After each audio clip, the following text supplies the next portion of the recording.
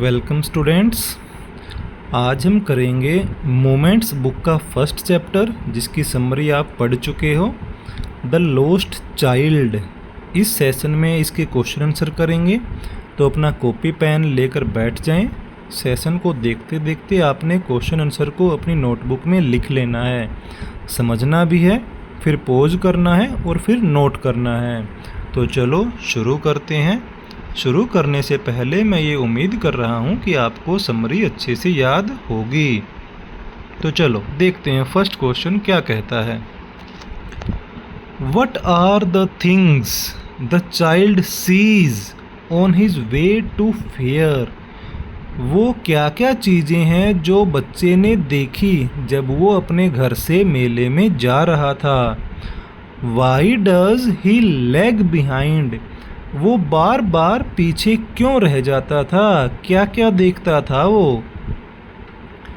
तो आंसर है on his way to the fair. जब वो बच्चा मेले में जा रहा था तो रास्ते में the child sees vast mustard fields, उसने देखा।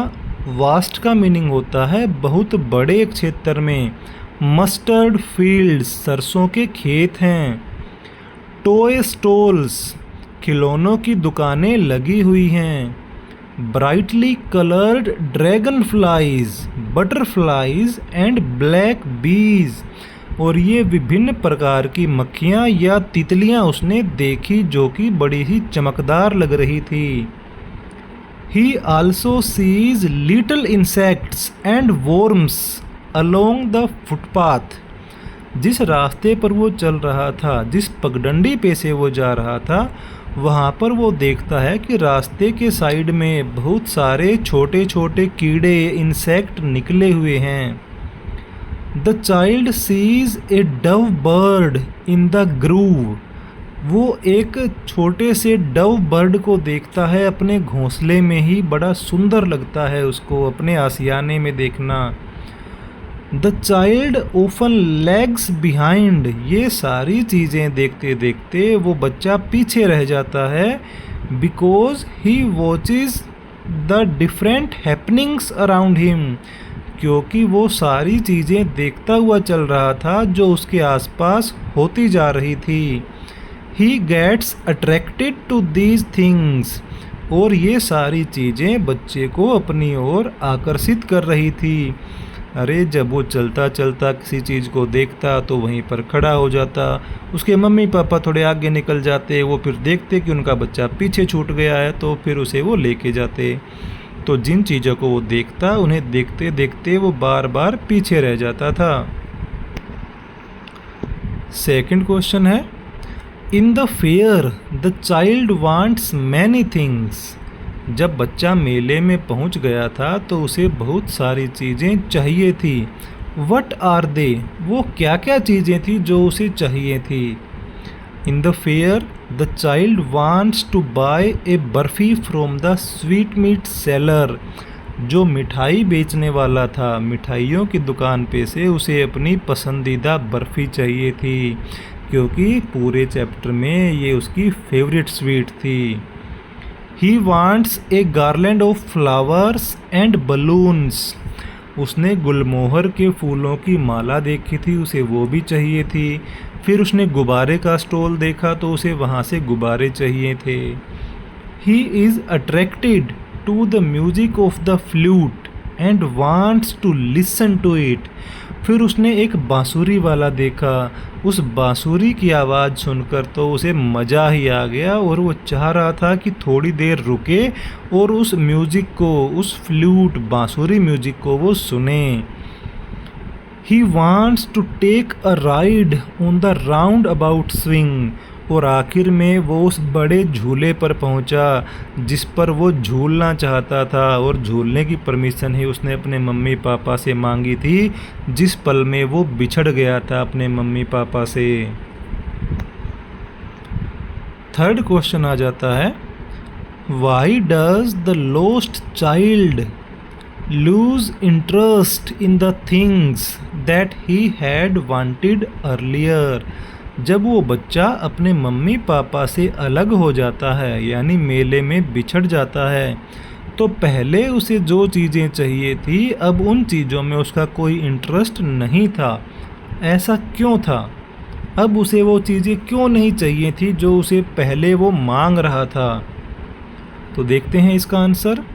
The lost child loses interest in the things that he wanted earlier because now he is sad. अब उसे वो चीज़ इसलिए नहीं चाहिए क्योंकि अब वो उदास हो गया था, निराशा छा गई थी। He has lost his parents, वो अपने माता पिता से बिछड़ गया था, अलग हो गया था। Before getting any thing of his choice like sweets, flowers, balloons, joy rides and music, he wants to reunite with his mother and father। इन जो चीज़ों के नाम हमने अभी पढ़े जैसे कि मिठाई, फूल, बलून्स, जॉय राइड या म्यूजिक सुनना, इन सारी चीज़ों से पहले अब उसकी इच्छा थी कि वो अपने मम्मी पापा से दोबारा से रीयूनाइट हो जाए। रीयूनाइट का मीनिंग होता है दोबारा से उनसे मिले। अब वो बिछड़ गया है, अब उसे बाकी कुछ नहीं चाहिए, उसे केवल और केवल अपने मम्मी पापा ही चाहिए। ये है आज का आखिरी question. What do you think happens in the end? आपको क्या लगता है कि इस कहानी के आखिर में क्या हुआ होगा? Does the child find his parents? क्या बच्चे को उसके मम्मी पापा मिले होंगे?